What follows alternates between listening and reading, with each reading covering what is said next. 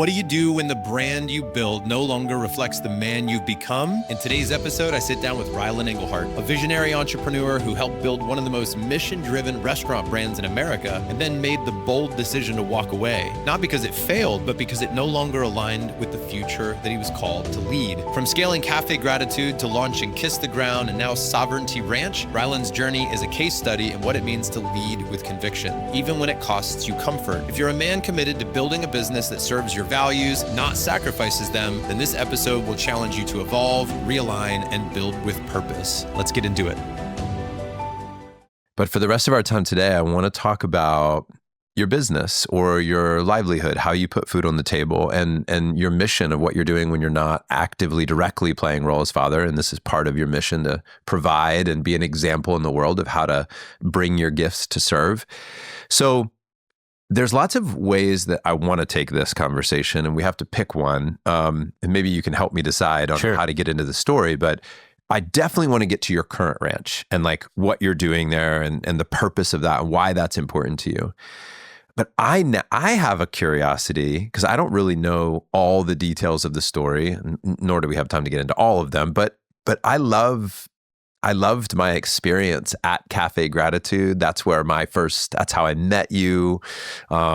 I have never spent any more money at any restaurant in my whole life than I did at Café Gratitude over the years. Because literally when we would host our event out in San Diego and we ate every single meal at your restaurant. I mean, literally Hal and John and I were just parked at the corner table doing our work. We'd literally come and eat a meal, work, and then eat another meal, and then take a meal with us to go. It was that type of love affair with your restaurant. That was so great. And nothing was better than when we saw you there. And I remember, I have so many good memories of you and your staff, and it was just a beautiful experience. I could literally praise you for an hour on Café Gratitude as an example.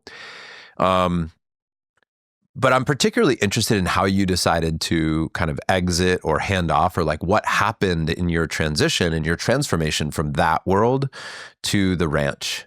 So maybe you could sort of bridge us to the ranch and then tell us about the ranch. Beautiful. Yeah. So Café Gratitude, for those that don't know, it's a organic Whole Foods restaurant that started in the Bay Area. My folks started in 2004. Me and my brother joined them. And they never had opened restaurants. They actually had met at Landmark, which was actually another kind of serendipity of that, how my friend Shahid, who passed away, who invited me to go to Landmark, was the seed that ended up allowing my father to meet his future wife, which was the source of their coming together, was the source. They gave birth to Café Gratitude. And Landmark was a big part of the inspiration and container that led to that. And, but Café Gratitude, as we like to say, was a big foolish project in that it was, in its initial inception, it was a transformational gaming parlor to practice gratitude at the community level. And we were using food as the carrot to get people in the door to participate in the experiment. Oh, really? Yeah, really. Yeah. And so that's wild. So yeah, so that really what the benevolence and the innocence and the idea of what it really wanted to be in the early years, it really was, and again, my dad and my stepmom, they're hard workers. They get the job done, but they also carry a spiritual ethos and a commitment to transformation at an equal or even a higher level, as far as the commitments to the restaurant working versus creating value and transformation and healing in the world and in people's lives. Because of, again, food was almost, it was Café Gratitude, but it was actually more like Gratitude Cafe, in that there was a greater commitment to the spirit and the energy of the gratitude being inoculated into the world through the restaurant. That was the greater goal. And I mean, it may sound, a little full of myself, but it actually got in. Like gratitude, the ethos and the things that were sowed in the Café Gratitude restaurants in California, and we served millions of meals over almost a 23-year period, and we've closed lots of restaurants. But the seeds that we sowed of the ideas of, the quadruple bottom line, as you brought up earlier, and this idea of a question of the day, and inviting, how many places now have a prompt question to facilitate deeper. The server would give your table a question to discuss. That's right. So epic. Yeah, we were curating your food and your conversation. It was so good. And so good. So anyway, so that was, there was the sort of good old days, the 60s moment of those times. And then, I'm so glad that you actually had an amazing experience and you felt it even in San Diego, because ultimately the truth is we expanded too fast. We had Larchmont was crushing it. Venice was crushing it. Gracias Madre was crushing it. And then we said, all right, we got to go out of town because we have to prove other markets if we want to grow this thing nationally. And we went to San Diego. And we were in San Diego for 6-7 years, never really made a profit. Really? That's incredible, because it felt like it was just, it was a big space, nice space. It felt like it was doing business. What do you think? Why did it not turn a profit? What was missing? Just not enough customers? Did it not catch on that way? Yeah, it was just, the volume of customers day in, day out. We had some, rushes and, but overall the building, the one-way street was a little bit of a challenge. Yeah. Parking was a little bit of a challenge, but ultimately, we just we thought there'd be a greater volume of customers. So shocking, man. Than there was. And it was, I was traveling down there every month for, sometimes a week, sometimes a weekend, and trying to infuse the energy and the authenticity and the spirit of it. And it was an awesome experiment, and it was an amazing time, and I loved it. And it didn't work long term there. And right now we've closed down. We've only now have 3 restaurants left after probably 16 restaurant openings over 20 some years. We only have 3 left. Yeah, very interesting. I don't want to cut you off, but tell me I want to ask about emotionally how you have navigated that. I think being an entrepreneur, many of our guys in our community are entrepreneurs, business owners, or have an owner's mentality. Maybe they're a W-2, but they have an owner's mentality. And failure is part of the game, right? Even if you call it that or you call it whatever it is, but you experiment, it doesn't maybe work out as you had planned, right? And you have to pivot and make changes.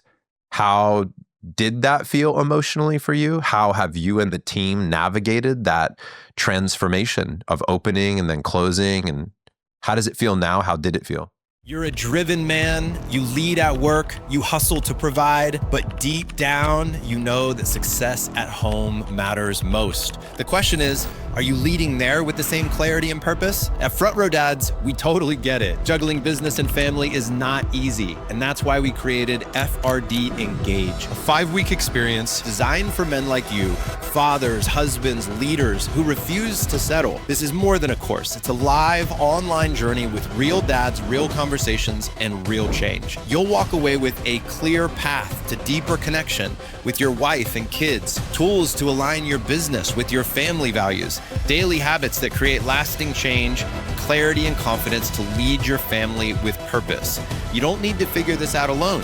You'll join a brotherhood of men raising the bar together. Don't wait for a wake-up call, because if you're not leading at home, who is? Go now to frontrowdads.com to learn more. That's frontrowdads.com to learn more. Join us and step fully into the role that only you can play. Yeah, I would say that at this point, it's I've made amends with that. You know, my dad has a saying, keys in the lava. Once your keys go in the lava, there's no getting them back. So there's no, it's gone. So there was definitely, so at this point I've made amends on, but I think it goes down to a slightly, there's another cut, which is Café Gratitude was a ministry. It was a spiritual mission that we were on to bring health, community, healing, another model of management and employee-employer relationship. And I definitely, as someone who's buoyantly optimistic, is always seeing the silver lining, I definitely had some years of, I wouldn't say depression, but yeah, a little bit of depression and a little bit of feeling disenchanted because we had 15 lawsuits, employees, coming back after you pour so much into what you're trying to do, and you're making this utopian, business, and, everyone getting paid the same, and, just going so above and beyond for people. And then,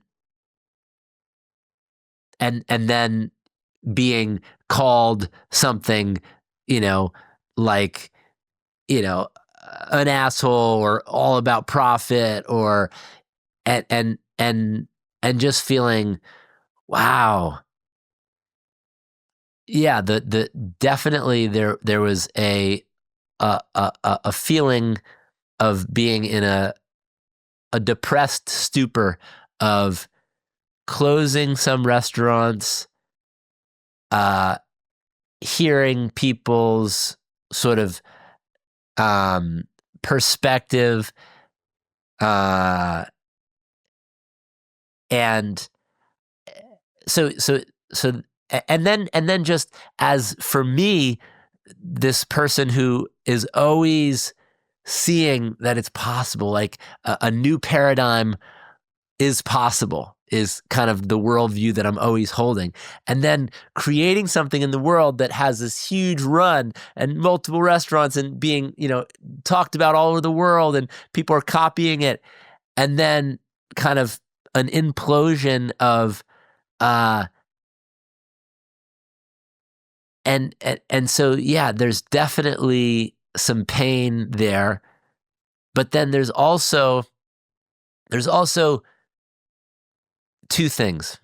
One, we were no longer vegan. That's a very, very pivotal story in the mission, right? If what you're if what your ministry isn't no longer the worldview or the dogma that you believe at the highest level, people can feel that. It's just, it's no longer, this is it. And so there isn't, if to take responsibility for that, we were no longer, this is it.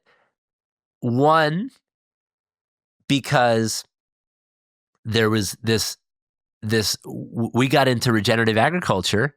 My dad started farming in Northern California to grow vegetables for our vegan restaurants. And we realized that vegetables aren't vegan, that to grow vegetables, you need animal byproducts. You need cow manure that's coming from a CAFO, a concentrated animal feedlot that only exists to kill those cows, or blood meal, bone meal, fish emulsion. And so really, the idea of vegan vegetables is somewhat of a urban legend. It's interesting. It's actually kind of like magical thinking, the vegan paradigm. Yeah. But we were sort of the mom and dad, the vegan mafia, the family of veganism. And it was never veganism from an animal, but it was plant-based, organic, whole foods, but it was vegan. There was no animal byproducts. And so when we realized that, and part of it was this moment that I had in New Zealand, learning about regeneration and a solution for climate change through soil and regenerative agriculture. My dad was kind of learning it through starting a farm and growing vegetables for the restaurant and interviewing and meeting other farmers and realizing almost no farmer is a vegan. And because they understand the interplay of life and death on the farm that creates a continual life. But life is life and deathing. That's the architecture of the creation. Everything, a whale consumes, 10 million little phytoplankton, zooplankton, smelt, and then it poops in the photic zone, re-inoculating the fertilizer so that more zooplankton and phytoplankton can get born. But they're playing a regenerative role, but clearly they're eating lots of beings. And, this idea that we can avoid eating a being is really not authentic when you actually start to grow your food and see how the process of life and death happens in nature and on a farm. Yeah. And so at that level, from a nutrition and a philosophy and a mission standpoint, we weren't as driven by that food as the food, the diet to save the planet or to heal our bodies or to, and knowing whole food, plant-based, clean ingredients is amazing. But we were kind of in a superlative, vegan lane. And actually this is, an interesting thing. The first sequence that we ever filmed for the Kiss the Ground film was a sequence of Josh and Rebecca Takal, the filmmakers, coming up to Be Love Farm to film the morning when me and my dad and stepmom basically brought a mobile butcher to the farm. And we put down two male cows, one that had two cows, one male cow that was full grown that we didn't have space for, and one who was had a blood disease and so couldn't procreate as a cow that we had for multiple years and been a dairy cow. And we shot the sequence of me and my dad going through that morning, preparing. He'd been a 35 or 40-year vegan. I was 35. I had never had a hamburger. And I sometimes say I ate my first hamburger at 35 years old, and it was from one of those cows. Wow. And what was the film Josh was making? Kiss the Ground. Oh, that was for Kiss the Ground. Wow. Okay. So I had Josh on the show, by the way, years ago. Great dude. Yeah. Amazing. Yeah. Cool. When he was already a dad, or before he was a dad? It has probably after he was a dad. I'm imagining, because I mean, I've had 2 shows. I had Front Row Factor, which was more to do with Front Row Foundation, and then Front Row Dads, and he could have been on either. But I remember, we had nice guy, great guy. Yeah, fantastic. All right, didn't mean to interrupt your story, but anyway, so all right, he's filming. You have a burger. Yeah. So yeah, we walked ourselves through that experience to really walk our talk of, okay, hey, if we're going to be into this regenerative agriculture thing and we're going to need to regenerate that's a big shift, man. Fertility, animals need to be part. And are you saying that hurt the Café Gratitude brand when people found out that?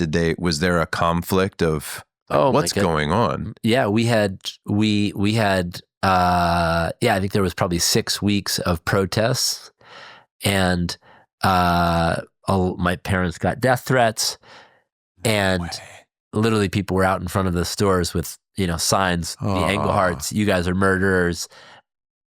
And so anyways, it was, and we even filmed all that for the film. That was all part of it. Wow. But then it was just too much, and our partners felt like it was brand suicide to share that, to share it visually. Mm-hmm. It was already out in the public as a story. Tercy had written a blog, and some vegan activists had sent that blog out to the whole vegan community, and it was this total, blowback, which is, it's interesting because there's a whole other reoccurrence of this whole drama that just took place in the last 6 months because and with my sister, and she had a vegan restaurant called Sage Vegan Bistro, and she tried to, on Earth Day last year, change it to a regenerative meat restaurant and explain, her own journey, but the vegans couldn't hear her authenticity and danced on her grave, and ultimately closed down her last 2 restaurants. And so ultimately, the vegan thing was one piece of our heads and our heart weren't all fully in it. Yeah. We also grew too fast, and we had restaurants that were struggling, and so we couldn't actually attend to our healthy kids. We had to just be attending to our sick kids. And so that was challenging. Mm. And then at the other level, there was, for me, this moment of awakening around Kiss the Ground and regenerative agriculture that became the fire of my ministry of like, oh my God, the good news is here. We actually can heal Mother Earth. Like, this is the answer to my prayers. I've always known that there was some way, how are we going to awaken to love and take care of each other and take care of the planet?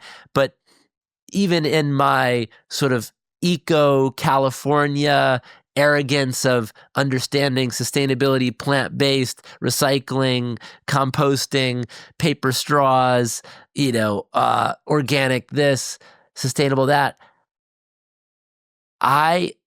even in that whole paradigm, there wasn't a roadmap to life has hope in the future. It still was, it's getting worse, and it's going to continue to get worse.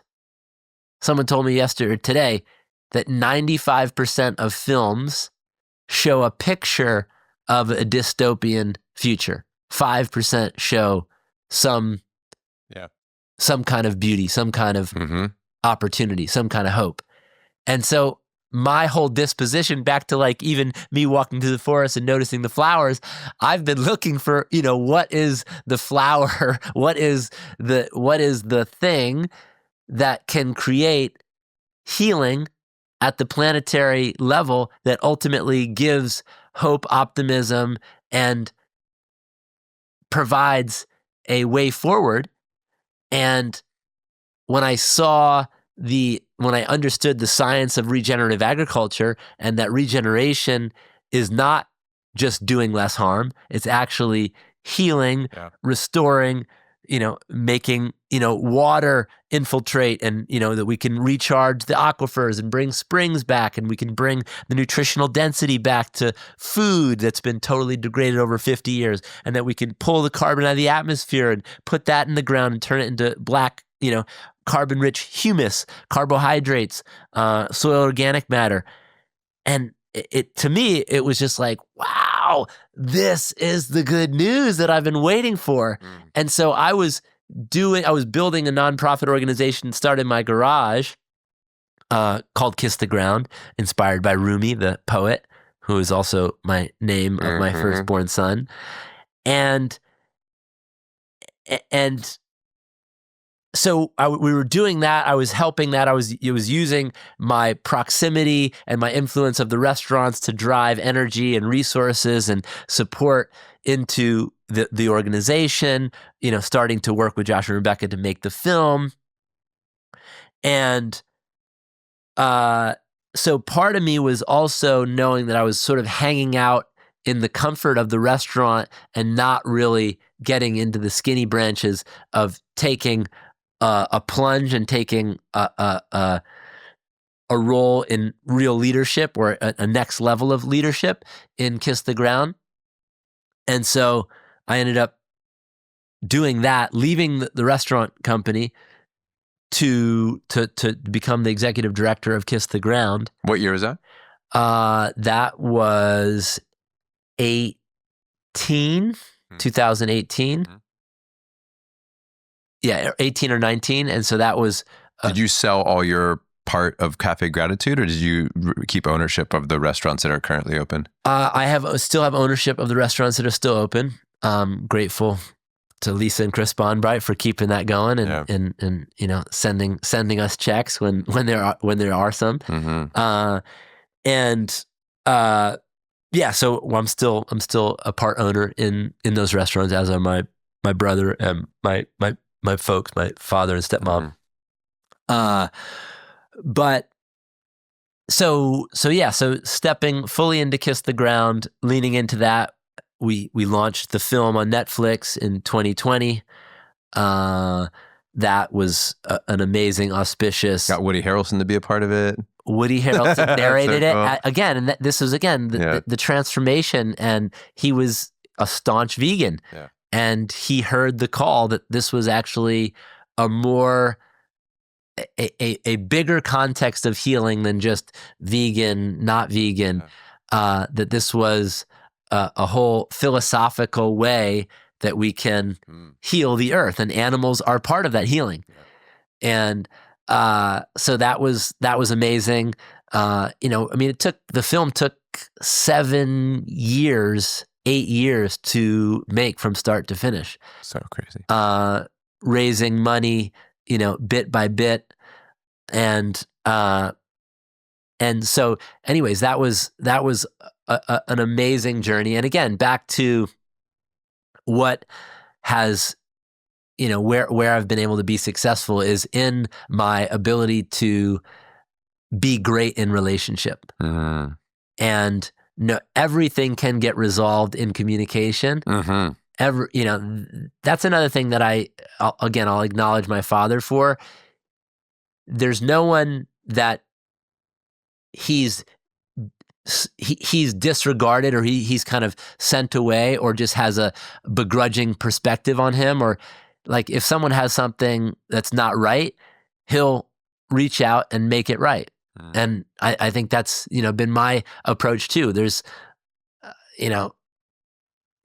all of my relationships are in good shape, meaning that there's a level of restored integrity and a commitment to making sure that in a relationship that's departing, that there's at least a level of resolve and respect and appreciation, even if it's a variance of opinions, and doing the work to make sure that there's love, respect, and love and respect still intact in all those relationships. Yeah, so important. This is awesome, man. You're a great dude. Thank you. Yeah, man. You're a great dude too. I really appreciate you. Let's let's wrap by talking about your ranch project. And I'm so grateful to hear the story of the restaurant. Again, as a fan and as a friend, I really wanted to know what happened there. And I've just never asked you about the story. I really just want to honor what it takes to shut something down, right? Or to say no to something, because after 17 years of running Front Row Foundation, the right decision for me was to close the doors on the charity and just retire that mission. And I'm so happy that we did it. It ended so well. We had a big final call, and just said how grateful we were for the mission that we shared together and the people that we were able to serve. And that was also really hard. Like, it was hard to close a chapter, right? Or to say goodbye to something that we loved so much. Yeah. And yet it was such a good decision for us. And out of that closure is usually something else that's born. And I was so thrilled to hear that you were coming, and living outside of Austin, and that there was a ranch involved. And so if you can tell us a little bit about that project. I know we're limited on time here, but I want to hear about the ranch, what it means to you, and what the vision is for it. Yeah. So it's interesting because we just talked about the closure of Café Gratitude. And then the opening of Kiss the Ground, but I'm actually in the closure of Kiss the Ground too. Oh, wow. Okay, cool. So that's the foundation organization that I started. Mm-hmm. And actually this month is the final month that I'm in any kind of fiscal or, responsible role in that organization. Mm-hmm. And so it is kind of a big kind of opening. And so there is and that was kind of what I was alluding to in the beginning of the conversation of like, there's a big unknown. That being said, the ranch is something that my sister is sort of the founder and sort of lead queen bee architect. Mm-hmm. And me and my wife are living on the ranch. We bought 5 acres. We built a home, and we're participating in the development of it. Cool. But at this moment, it doesn't look like it's going to be a financial business that's going to carry, my salary as well as, hers and the farm. So right now, and again, just to share, it's 200 acres. It's an agro hospitality regenerative farm and ranch with an event center that is really, really extraordinary. We have 40 beds. We have 2 event centers. We have an on-site restaurant. We're developing a brewery. And it's, tiny homes, it's farmhouses, it's glamping setups. We have a aircrete dome. And it's really set up for hosting epic gatherings where people want to be fully immersed in a beautiful natural setting, learn about regenerative agriculture, eat regenerative cuisine in an on-site restaurant, and be able to shop in a farm store that has goods that are from the restaurant. And so, all the meat that we serve in the restaurant is from proteins from animals, goats, sheep, and cows, that are, that we're raising, through regenerative agriculture, pastoral management of these animals on the land. And it's it's a huge endeavor with an insane amount of complexity, and also with my sister being the chief, there's a level of complexity and but again, I'm so grateful for the opportunity that it is the container for my life and for my family at this moment. Yeah. And we don't know how it's gonna, pencil out and work. We ultimately, we built a field of dreams. Yeah. And we're 2 hours, 15 minutes from Austin, hour from San Antonio. So it's definitely out there. And I'd say what's so unique about it is there's a level of embodiment of ideals and aspirations that are integrated into what we're doing, from the family dynamics to the community dynamics to the regenerative agriculture to the service of the restaurant to the food as medicine to what we're a container for as far as learning and education within the greater community. And it's it is a big foolish project, and I couldn't be more grateful to be a part of it. And I'm still looking for what is going to be my next way to provide, economic sustenance for my family. Yeah. And so that's an interesting and skinny branches to be on, but it also makes me alive and awake to the opportunity to really commit fully to whatever is next. And I'm looking at the films that I was a producer on, Kiss the Ground, Common Ground. Common Ground comes out on Earth Day on Amazon Prime. And so there's an educational cut, 45-minute cut, that there's an opportunity to use that educational cut to distribute into all kinds of educational settings. Nice. Whether it's to change policy, to get into high schools, to get into faith communities, to really inspire this ministry of regeneration as a possibility. So that's one thing that I'm working on. And then, the other thing I'm working on is just within the whole Maha space. I ended up, the reason I left Kiss the Ground was actually because I was committed to working and supporting Bobby Kennedy in his campaign. I love that, man. And so that was another sort of leap of faith of sacrificing something that was so precious to me, but knowing every chapter has to come to an end, and we have to let go of things, and allowing for the inner guidance and the inner knowing to say, all right, this, you don't know where this is going, but this is the right thing. This is the right thread to follow. Yeah. And I followed it, and I'm grateful that I did. And so, yeah, I mean, I'd say that the next chapter is really fulfilling this vision of making America healthy again, and focusing on soil, regenerative agriculture.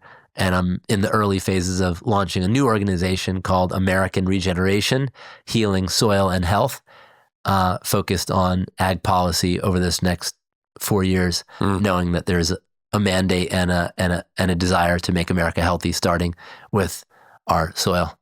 Thank you for that. Thank you for following your heart. Thanks always for speaking with such authenticity and truth, and giving the real story. I really appreciate that about you. I love how considerate, intentional, and accurate you are, it feels like, when you speak. I've said this to you before, and I've done it perhaps in my own life because of you, where when I asked you questions at Café Gratitude, you would like close your eyes and put your hand on your heart. And I was like, at first it felt awkward. I was like, what's he doing? And, and then once it settled, I was like, oh, that's brilliant. Why do I feel the need to jump at an answer? And I was like, let me process. And so if anybody's looked at my footage over the last number of years, there are many moments when I will pause, think about my answer or my question, and then go. And I credit you for having the space and the pause to do that. So thank you for being an example for me in my life, and somebody I really respect and appreciate. I honor the transition and the transformation that is currently undergoing for you. I have hours of more questions for you. Maybe a walk around the lake or around your ranch sometime, we can drop in a little deeper. Real quick before we go, and we gotta wrap in a minute or two here, but can you say 60 seconds about the event that happens at your ranch, Confluence? Can you talk about absolutely. That? Yeah, give me like 1 minute on that real fast. Yeah, so Confluence, this is the third year we've hosted it. It'll likely have 500 people. It's totally family friendly, and it's a confluence of health, wellness, movement, dance, and then I'd say a fringe experts in the realms of medicine, science, water, permaculture, how to become a sovereign being, in relationship to, the state or the government.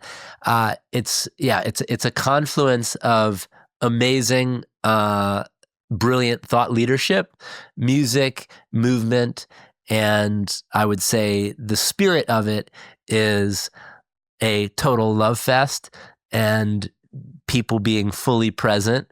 And again, I think part of that is attributed to it's hosted on our home where we live, where we work. And last year we had multiple generations of our family all there sort of working the event and holding space for the event. My mom came, my stepmom came. We all led a panel on living in community, 300 years of living in community with all the skill. So it's and the food is off the charts. We have a beautiful mineral pond that's magnesium-rich water that you can go in and kind of hang out during the off sessions.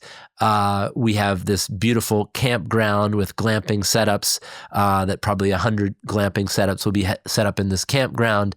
A big, beautiful main stage for music, it really is a extraordinary gathering, and I invite you to come. I think it's 500 people max, and I think we already have close to 300 tickets sold. That's great. And then there's another event that's the following week, which is called Food is Medicine, which is specifically doctors, nutritionists, scientists, farmers talking about how, and the subtext is eating your healings. That's cool. Yeah. That's cool. And so that's May 16th through the 18th. Yeah. And you can check both of them out on sovereigntyranch.com. That's so cool. And my invitation is if you're in Texas and you want a really great adventure for you, your family, your kids, come out on a weekend. The restaurant's open Saturdays and Sundays, and we have a playground. We got epic space for kids to run free. And Can you bring your dog? That's a great question. No dogs because we have 6 farm dogs, and it just becomes a little bit of a little territorial.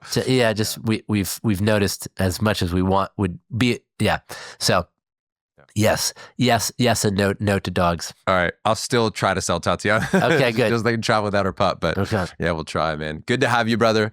Thank you so much for being here. This is really great, man. Just such an epic conversation, and I wish there was more time, but another time. Beautiful. All right. Thank you.